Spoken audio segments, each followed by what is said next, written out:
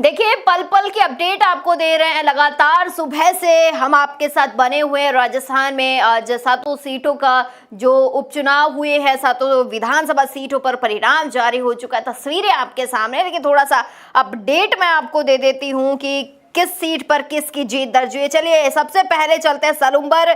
शांता मीणा की जीत दर्ज हुई है। यहाँ पर सलूम्बर सीट पर राजस्थान में 7 की 7 विधानसभा सीटों पर नतीजे आपके सामने आ चुके हैं। 84 सीट पर कारीलाल नमोमा को हार मिली है, तो अनिल कटारा बा पार्टी के उन्हें जीत यहाँ पर मिली है। ये बड़ी अपडेट आप तक पहुंचा रहे हैं, जहां 7 सीटों पर तस्वीरें साफ है। रामगढ़ सीट पर आर्यन खान पीछे चल रहे, सुखवंत सिंह अभी भी बरकरार है। हालांकि इस सीट पर थोड़ा सा भी एक असमंजस की स्थिति है, क्योंकि आर्यन जुबैर लंबे समय से आगे चल रहे थे।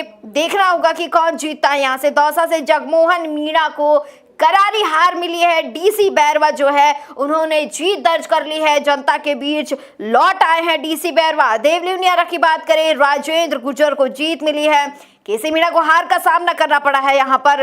तो वही ये नतीजे आप तक पहुंचा रहे हैं हम, जब बीजेपी को कई जगह भारी जीत मिली है। झुंझुनू की बात करें, राजेंद्र भाबू को जीत मिली है। राजेंद्र गुढ़ा को हार का सामना करना पड़ा है। हालांकि जो जिक्र कर रहे थे राजेंद्र भाबू का, हम लगातार राजेंद्र भाबू ने बढ़ोतरी बनाई हुई, तो कहीं ना कहीं उनकी जो रणनीति थी वो काम कर गई। खींवसर सीट की बात करें, रेवंत राम डांगा ने जीत दर्ज कर ली है। कनिका बेनीवाल को, हनुमान बेनीवाल को हार का सामना करना पड़ा है। रोचक मुकाबला रहा है सभी कहीं। मेरे सहयोगी भी मेरे साथ अपडेट दे रहे थे आपको लगातार, लेकिन कई जगह जिन प्रत्याशियों को हार का सामना करना पड़ा है, जब कई जगहों पर पटाखे फूटने शुरू हो गए थे। जो मतदान स्थल थे, जो मतदान केंद्र थे, जहां पर आज मतगणना हो रही थी, मतगणना सुबह से ही जारी है। तमाम जगहों पर थोड़ी दूरी में जो समर्थक थे, जो साथ में कार्यकर्ता थे, वो जुटना शुरू हो गए थे सुबह से ही कि उनके प्रत्याशी जीते। और जीत का बिगुल जैसे ही बचे, बस मिठाइयाँ बढ़ जाएंगे, पटाखे फूटने शुरू हो जाएंगे। लेकिन कई जगहों पर हार का सामना करना पड़ा है प्रत्याशियों को। दौसा की मैं बात करूं तो बीजेपी के जो जगमोहन मीणा है, उन्होंने मांग की है पुनः से मतगणना की जाए। ये बड़ी अपडेट आपको दे रही हूं कि उन्होंने कहा, ये मांग की है उन्होंने कि एक बार फिर से मतगणना की जाए। कहीं ना कहीं अगर मतगणना होगी तो उन्हें ये लग रहा है कि वो जीत सकते हैं। ये दौसा से बड़ी अपडेट बन रही है इस वक्त की। हालांकि उन्होंने रिकाउंटिंग की मांग की है भाजपा ने दौसा सीट से कि एक बार पुनः काउंटिंग करवाई जाए। क्या पता यहाँ कोई गड़बड़ी हुई हो, ये दौसा सीट से जगमोहन मीणा ने कहा है। और लेकिन मतगणना स्थल के बाहर जो कहीं ना कहीं डीसी बैरवा के जो समर्थक हैं, उनमें जश्न का माहौल देखने को मिल रहा है। तो दूसरी तरफ जगमोहन मीणा की मायूसी भी यहाँ पर देखने को मिल रही है। देवलिया की बात कर ले तो यहाँ पर भी जश्न का माहौल है। मतगणना स्थल के बाहर भाजपा जो कार्यकर्ता हैं यहाँ पर जश्न में डूबे हुए हैं, और जश्न कहीं ना कहीं, जश्न में कोई कमी आने नहीं दी जा रही है। भाजपा के खेमे में तो देखिए आज जीत हुई है, तो कहीं ना कहीं भाजपा के खेमे में आज जीत का भारी जश्न मनाया जाएगा। सुबह से ही खुद भाजपा मुख्यालय की मैं बात कर लूं, राजस्थान भाजपा मुख्यालय जयपुर में प्रदेशाध्यक्ष मदन राठौड़ खुद वो आज जो बीजेपी कार्यालय मौजूद रहे हैं, वहां से लाइव उन्होंने पूरा का पूरी मतगणना देखी है। कहां से कौन सी सीट पे कैसे रुझान रहे हैं, कौन जीत रहा है, कौन आगे निकल रहा है, कौन पीछे, ये पूरा का पूरा बीजेपी कार्यकर्ता उनके साथ बैठे हैं। और उन्होंने सभी ने मिलकर आज पूरी की पूरी लाइव देखा है। लेकिन एक सीट, रामगढ़ सीट, जो अभी भी रामगढ़ सीट, थोड़ी सी रामगढ़ सीट का चुनावी जो परिणाम है वो आना बाकी है इस सीट से, क्योंकि काफी देर से हम देख रहे थे आर्यन जुबैर आगे चल रहे थे। लेकिन इसी बीच आर्यन जुबैर को पछाड़ते हुए जो दूसरे कैंडिडेट हैं, कहीं ना कहीं वो आगे यहाँ पर निकलते हुए दिखाई पड़ रहे थे। खींवसर सीट की हम काफ़ी देर से खींवसर सीट को भी देख रहे थे कि खींवसर सीट पर आखिर में क्या कुछ हो सकता है। मुकाबला बड़ा दिलचस्प था खींवसर सीट का, लेकिन खींवसर सीट का जब नतीजा आया तो तस्वीरें बिल्कुल साफ हो गई। बीजेपी ने यहाँ पर बढ़त बनाई, बीजेपी ने जीत दर्ज कर ली।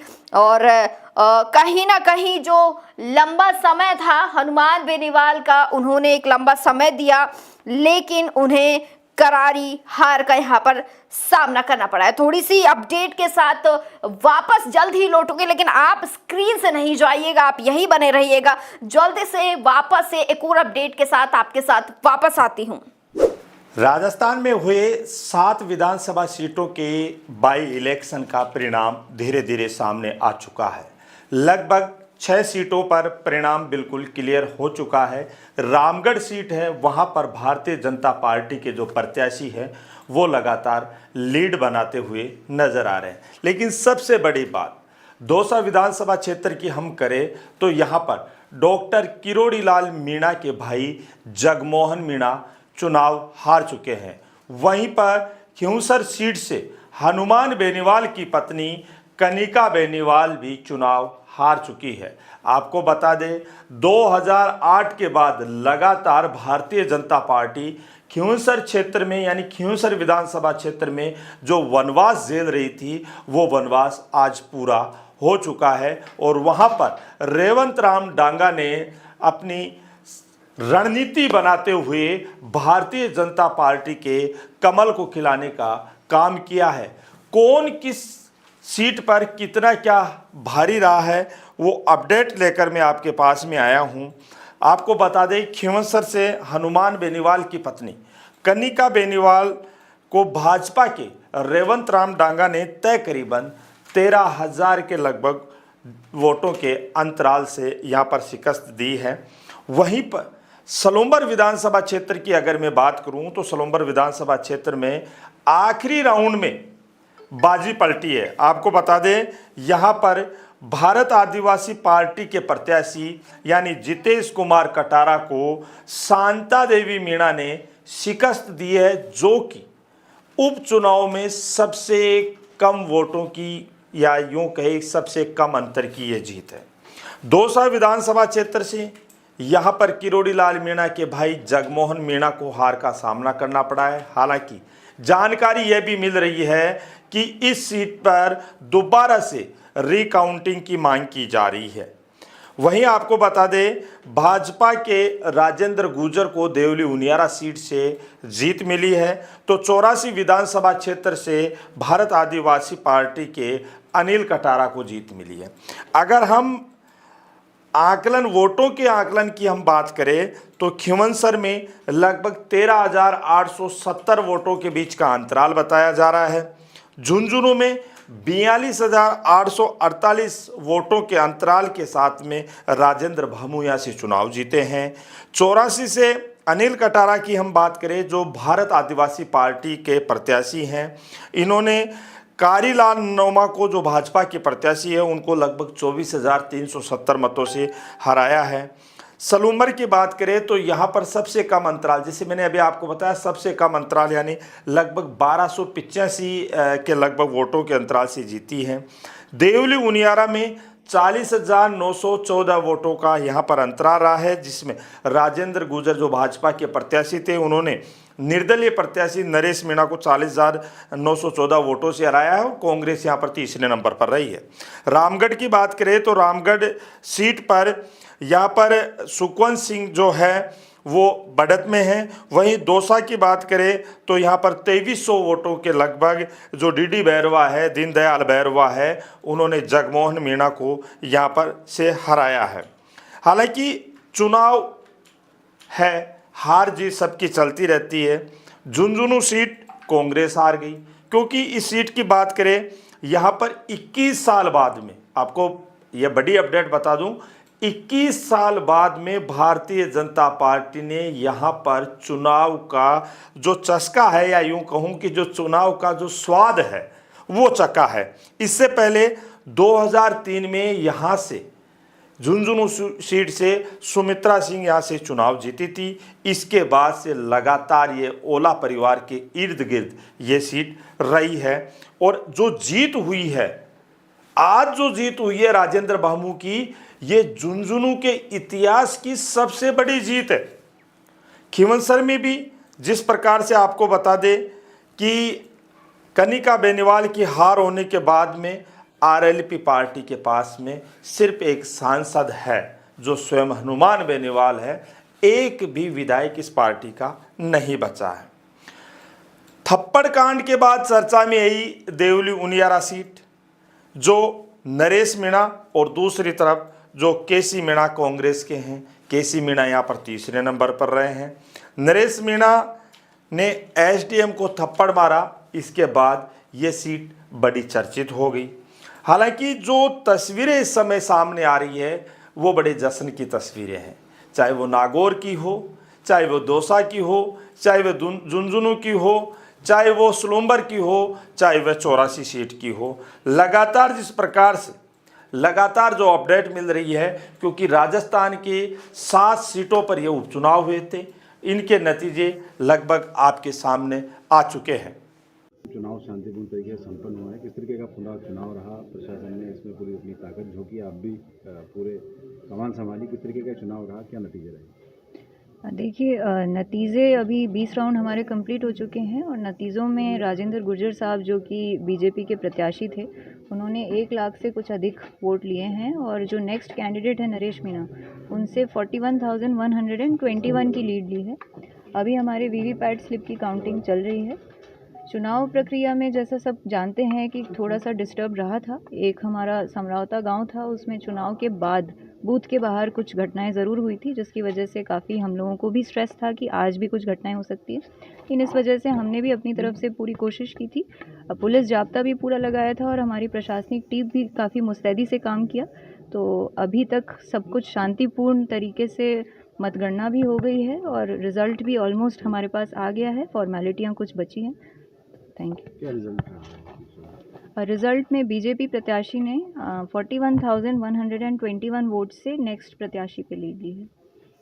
देखते हुए जो पूरा काम जो 13 तारीख को रात को जो घटना हुई थी, उसके बाद से ये क्लियर है कि हमारा स्टाफ और पुलिस प्रशासन सब प्रेशर में थे और हमें ये कोशिश करनी थी कि आगे कोई भी शिकायत का कहीं भी मौका ना दें और इस तरह की कोई भी स्थिति उत्पन्न ना हो जिसमें कि जनता को या किसी को भी किसी तरह की परेशानी का सामना करना पड़े।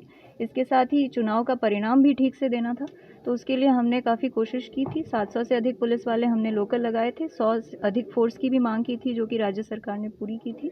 800 से अधिक पुलिस जाब्ता लगा के बाहर पूरा पैक किया था, जिससे कि कोई भी लॉ एंड ऑर्डर की स्थिति किसी भी केस में ना बिगड़े। इसके साथ ही इंटरनली हमारे स्टाफ का बार बार हमने वो रिहर्सल करवाया था, जिससे एक एक केस में कि यदि ये होता है तो क्या करें, वो होता है तो इसकी काफ़ी तैयारी करवाई थी। तो उन्हीं मेहनत का परिणाम, और हमारी टीम ने भी काफ़ी आगे चल के बहुत अच्छे से काम किया, तो इस वजह से अभी तक तो स्थिति अच्छी से निकली है। तनावपूर्ण तो था, मेरे लिए भी था और हमारी पूरी टीम के लिए भी था और जनता के लिए भी था। जनता से भी जो बात आ रही थी वो यही थी कि टोंक में जिस तरह की घटनाएं हुई है वो उनको बिल्कुल ही एक्सेप्टेबल नहीं है। तो थैंकफुली उस तनाव की वजह से जो काम किया है हमारी टीम ने, वो ऐसा किया है कि मैं सराहूंगी बहुत अच्छे से। क्या अब इलेक्शन ये परिणाम जारी है? अभी तो चल ही रहा है वीवीपैट स्लिप, इसके बाद शाम रिलैक्स है मतलब बिल्कुल। सरकार का पूरा तंत्र यहाँ लगा था उपचुनाव में, और उपचुनाव में जितना बहुत बड़ी बात होती है, तो हमारी जो जनता है, जो समझदार लोग हैं, हमारे आदर्श हैं, हमारे गाइडलाइन करने वाले तमाम लोगों को मैं बहुत बहुत धन्यवाद देना चाहूँगा। और आने वाले समय में हम सब मिलकर के इस क्षेत्र के लिए बेहतर से बेहतर काम करने की पूरी कोशिश करेंगे और इस क्षेत्र को बेहतर सेवा देंगे। सुबह आपने बताया था शिक्षा और रोजगार बड़ा मुद्दा है, तो जीत के बाद किस और अग्रसर होंगे, क्या करना है? शिक्षा पे ही काम करेंगे सबसे ज़्यादा। और हमारा जो मैंने सुबह बताया था कि पलायन अधिकतर युवा जो कर रहे हैं उनको हम रोकने का प्रयास करेंगे, और युवा को, जो बेरोजगार युवा है, ग्रेजुएशन करके बैठे, हम प्रयास करेंगे कि उनको रोजगार मिले। एक बड़ा सवाल यह है कि विधानसभा चुनाव में जीत का अंतर काफी था, लेकिन इस बार जीत का अंतर कम क्यों हो गया? क्या जनता ने विश्वास कुछ कम? जनता ने विश्वास जताया है। कुछ लोग हमारे बाहर थे, उपचुनाव थे, बार बार चुनाव होने की वजह से जनता को उस बारे में पूरा पता भी नहीं था, और ये उपचुनाव था, पूरी सरकार लगी हुई थी और संपूर्ण तंत्रों के साथ लगी हुई थी। उसमें यहाँ की जो 84 की समझदार जनता ने वोट करके ये जीत जो दी है, उन्होंने जो आशीर्वाद दिया है, उनके लिए उनको धन्यवाद। 84 की जनता को क्या संदेश देना चाहेंगे जीत के बाद? आप आश्वस्त रहे, मुझसे जो भी उम्मीदें आशा रखी आपने, हम उन उम्मीदों और आशाओं पर खरे उतरेंगे और अपन सब मिल करके 84 क्षेत्र के लिए बेहतर काम करेंगे। मैं तो सबसे पहले तो केंद्रीय प्रदेश नेतृत्व को धन्यवाद और आभार व्यक्त करना चाहूँगा कि उन्होंने मेरे को यहाँ से प्रत्याशी बनाया, और जीत के लिए मैं भारतीय जनता पार्टी के प्रत्येक मतदाता, यहाँ के सभी जनप्रतिनिधि, भारतीय जनता पार्टी कार्यकर्ताओं को ये जीत समर्पित करता हूँ। उन्हीं की बदौलत ये सब कुछ संभव हो पाया। क्या मुद्दे रहेंगे आने वाले समय पे? काफी समय जो आपसे पहले भी इस बारे में बात की थी। नहीं, सबसे बड़ा मुद्दा तो यहाँ जो लाइफ लाइन सिद्ध हो रही है यमुना जल समझौता, उसके लिए पहले तो मैं भजन लाल जी को और हमारी हरियाणा सरकार को सबको धन्यवाद देना चाहूंगा कि यहाँ पीने का पानी के लिए जो समझौता 30 साल से लंबित पड़ा था उसको लागू कर दिया और अब सिंचाई के पानी की प्राथमिकता रहेगी। उसके अलावा झुंझुनू में 20 साल से यथास्थिति बनी रही है, विकास के नाम पर कुछ नहीं किया जा रहा, तो यहाँ के जनप्रति उदासीनता के कारण उसको दूर करते हुए यहाँ विकास को आगे बढ़ाएंगे और हमारे जो भी पेंडिंग बातें उनके अलावा आने वाले समय में चाहे किसान की बात हो, शिक्षा, स्वास्थ्य, चिकित्सा, रोजगार, सभी विषयों पर महिला सुरक्षा, महिलाओं के कल्याण की पार्टी की जो भी योजनाएं उनको अंतिम छोर तक पहुंचाने, सभी विषय हमारे संज्ञान में लेते हैं समय समय पर प्राथमिकता आधार पर आगे बढ़ेंगे और निश्चित रूप से झुंझुनू में एक सुशासन और पारदर्शिता के साथ मैं जनप्रतिनिधि के रूप में काम करूंगा। देखिए, ये लोकतंत्र की खूबसूरती है कि जनता जनार्दन चुनाव में अपने मत का प्रयोग करके और जिसको जीत दिलाती है वो चुनाव जीतता है। राजस्थान में 12 महीने पहले भारतीय जनता पार्टी की सरकार बनी, उसके बाद में एक उपचुनाव हुआ जिसमें चलते चुनाव में भारतीय जनता पार्टी ने मंत्री बनाया, उनको शपथ दिलाई, लेकिन जनता जनार्दन ने उनको घर बिठाने का काम किया।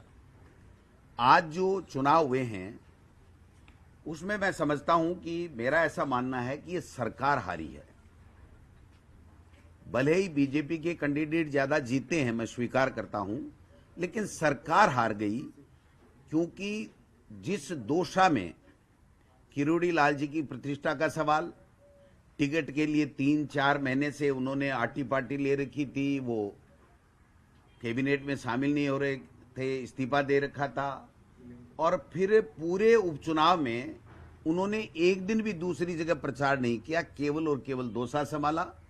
और हमारे मुख्यमंत्री जी जो भजन लाल जी कह रहे हैं कि भजन लाल जी की ये जीत वो जीत, मैं कह रहा हूं भजन लाल जी नॉमिनेशन में भी गए, भजन लाल जी ने पैदल यात्रा भी, रोड शो भी वहां पर किया और शायद जूते चप्पल भी उन्होंने नहीं पहने। और जो प्रयास सरकार ने साम दाम दंड भेद जिसको कहते हैं, बूथ कैप्चर भी कराए, सब कुछ कराए, और अभी भी असफल प्रयास कर रहे हैं 2100-2200 से हारने के बावजूद भी। मैं समझता हूं कि इस सरकार की इससे बड़ी कोई हार हो नहीं सकती। हमारे यहां पर आप देखिए कि सलूम्बर में भारतीय जनता पार्टी 14,000 वोटों से मेन चुनाव में जीती थी दिसंबर 2023। वो 1100-1200 के लगभग आ गई। खींवसर का जो चुनाव था वो हमने एमपी चुनाव गठबंधन से लड़ा था, और गठबंधन में ईमानदारी के साथ में कांग्रेस के लोगों ने आरएलपी के उम्मीदवार हनुमान बेनीवाल जी को वोट दिए थे। अचानक हमने वहां पर, चूंकि गठबंधन नहीं हुआ, तो अचानक हमने जब उम्मीदवार दिया तो वहां पर लोगों ने 6 महीने पहले तो वहां पर आरएलपी को वोट दिए थे, तमाम कांग्रेस के कार्यकर्ताओं ने, वोटर्स ने, और उसके बाद में हम वो परिवर्तन नहीं कर पाए। वहां चुनाव 2 ही हो गया कि हनुमान बेनीवाल जी को देना है या फिर भारतीय जनता पार्टी को देना है, इसलिए हम वहां पर कोई ज्यादा अच्छा परफॉर्म नहीं कर पाए। हमारे रामगढ़ में अच्छा चुनाव लड़ा हमने, हालांकि जो अभी समाचार आ रहे हैं अधिकृत तो नहीं हुई, लेकिन उसमें भी कांग्रेस पार्टी पीछे है। झुंझुनू और देवली उनियारा, ये हमारे लिए मैं समझता हूं कि एक चिंता का विषय भी है, और हमको इसमें मनन करेंगे, मंथन करेंगे कि इस तरीके से किस तरीके से परिणाम आए। 2 निर्दलीय चुनाव लड़े, वो भी एक कारण रहा, लेकिन कहीं न कहीं उसमें हमें गंभीरता के साथ में मनन मंथन करने की आवश्यकता है, क्योंकि हमारे पास में जो मेन चुनाव थे उसमें जो चुनाव जीते हुए थे 4 जगह, झुंझुनू, देवली उनियारा और दौसा, वो तीनों एमपी बन गए। तो हमारे 1 नंबर के जो लीडर थे वो तीनों के तीनों एमपी बन गए। और उपचुनाव में चूंकि हमें सेकंड लाइन तैयार करनी थी और 15-20 साल से वहां पर कांग्रेस के वही एमएलए बन रहे थे जो हमारे एमपी बने, तो उनकी भावनाओं को भी, उनकी अभिशंसा को भी, उनकी राय को भी पार्टी संगठन ने तवज्जो दिया और उसी के मुताबिक हमने यहां से प्रस्ताव प्रदेश कांग्रेस कमेटी से भिजवाए और पार्टी आला कमान ने प्रदेश नेतृत्व पे विश्वास करके उन्होंने उनको टिकट दिया। लेकिन मैं समझता हूं कि ये हमारे लिए गंभीर विषय भी है, चिंता का विषय भी है कि इन दोनों सीटों के ऊपर हम वो नहीं कर पाए जो हमें जीतनी चाहिए थी, हम नहीं जीत पाए। 11 सीटें एमपी की हम चुनाव जीते, सबने मिलकर काम किया और इस चुनाव में भी हमने सबने मिलकर के काम किया। मैं किसी की कोई कमी बत्ती यहां गिनाने के लिए नहीं बैठा हूं, मैं तो पार्टी का प्रदेश अध्यक्ष हूं, तो मैं स्वयं ही अपनी जिम्मेदारी लेता हूं कि हम और कैसे बेहतर कैंडिडेट दे सकते थे या और कैसे बेहतर चुनाव लड़ सकते थे। इस दिशा में अब आगे संगठन को मजबूत करके हमको किस तरीके से काम करना है वो चीजें हम लोग देखेंगे। लेकिन ये जो भारतीय जनता पार्टी के नेता बड़ी बड़ी बातें करके मदन राठौड़ साहब जो कर रहे हैं, प्रेस कॉन्फ्रेंस कर रहे हैं, उन्हीं का कैंडिडेट उन्हीं के ऊपर आरोप लगा रहा है कि सरकार में बैठे हुए लोगों ने एक कैबिनेट मंत्री के भाई को चुनाव हराया। उनके बयान बोल रहा हूं मैं, दूसरे के बयान नहीं बोल रहा हूं। तो ये जो लड़ाई है, ये जो बातें हैं, कितनी सत्यता है कितनी नहीं सत्यता है, हमारे कार्यकर्ताओं ने जी तोड़ मेहनत की और 2 साल के अंदर हम चुनाव जीते हैं, जीत गए हैं। ये चाहे कितने भी रिकाउंटिंग की या असफल प्रयास कर लें, ये इसमें कामयाब नहीं होंगे, ये मैं निवेदन करना चाहता हूं। तो ये 2 चीजें थी। 84 में 70,000 से जीते थे, 23,000 पे आ गए। तो ये जो चुनाव होते हैं उपचुनाव, वो लगभग जो सरकार में होते हैं उनके पक्ष में जाते हैं, क्योंकि लोगों को ये लगता है ये 4 साल यही सरकार रहनी है, इन्हीं से हमें काम कराने हैं, ट्रांसफर है, विकास के काम है। क्योंकि आप देखिए पिछले समय 9 चुनाव हुए थे, उसमें से केवल एक भारतीय जनता पार्टी जीती थी, एक भारतीय जनता पार्टी जीती थी। एक समझौते के साथ में आरएलपी से गठबंधन था तो हनुमान बेनीवाल जी के भाई जीते थे, बाकी सारे हम ही जीते थे, तो दूसरा थोड़ी जीता था। तो निश्चित रूप से थोड़ा सा एज रहता है सरकार का, लोगों में ये रहता है कि हमें काम कराने हैं और 4 साल यही सरकार रहनी है। लेकिन मैं ये कहना चाहता हूं कि सरकार ज्यादा खुश नहीं हो। इस 10 महीने में 12 महीने में उन्होंने कुछ भी नहीं किया है। और आप देख लीजिए, अगर कुछ किया होता तो एक मंत्री, मुख्यमंत्री सारा जोर लगाने के बावजूद भी इतना बड़ा कद्दावर नेता है, वो चुनाव नहीं हारता। इसलिए आप सब लोगों को धन्यवाद देना चाहता हूं। मेरा मन था, पहले भी था, कि परिणाम कुछ भी आए हम लोग उसको स्वीकार करेंगे और स्वीकार करने के साथ साथ हम लोग इसके लिए समीक्षा करेंगे, बैठेंगे सभी वरिष्ठ नेताओं से, हमारे जिला अध्यक्षों से, हमारे प्रदेश के प्रभारी, हमारे जो जितने भी हमने यहाँ पर टीमें लगा करके जो चुनाव में प्रचार के लिए गए थे, उन सब लोगों से फीडबैक लेंगे और फीडबैक लेने के बाद में हम लोग इसको और कैसे ठीक करके और आगे कैसे इस सरकार को घेर सकते हैं और आगे आने वाले पंचायत राज के चुनाव और नगर निकाय चुनाव में हम कैसे कांग्रेस पार्टी को जीत दिला सकते हैं, इस दिशा में हम लोग काम करेंगे। सर, 7 सीटों में जिस पर सबसे बड़ी हार हुई है झुंझुनू में, उस सीट पर कांग्रेस के नेताओं को दूर रखा गया, ऐसा क्यों हुआ कि बातचीत? देखिए, जब कैंडिडेट तय कर देते हैं उसके बाद में उस कैंडिडेट और वहां जो इकाई काम करती है उसकी जो भी डिमांड होती है, किसी भी नेता को बुलाने की, कोई मैनेजमेंट की, तो उसके ऊपर काम किया जाता है। तो मैं समझता हूं कि उन्होंने यहां जब आए थे, ओला साहब खुद भी थे और सब लोग थे उनके संगठन के, उस वक्त वो पूरी तरीके से आश्वस्त थे।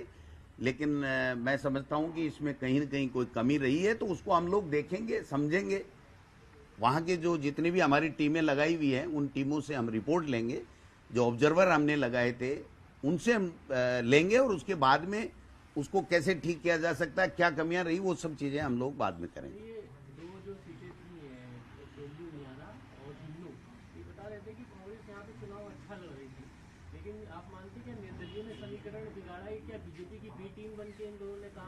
देखिए सरकार ने तो साम दाम दंड भेद सब किया ही है। आप देखिए कि किस प्रकार से देवली उनियारा में जो किया गया 11 बजे किया गया, सुनियोजित रूप से किया गया, और कौन मंत्री और कौन विधायक फंडिंग कर रहा था, कैसे कैसे वहां पर कार्यवाहियां हुई, ये मुझे कहने की आवश्यकता नहीं है। बीजेपी के जो नेता है ना वो खुद ही बता देंगे कि यहाँ क्या क्या हुआ, सरकार ने क्या क्या अन्यथा हथियार काम में लिए इस चुनाव को जीतने के लिए। थैंक यू, नमस्कार।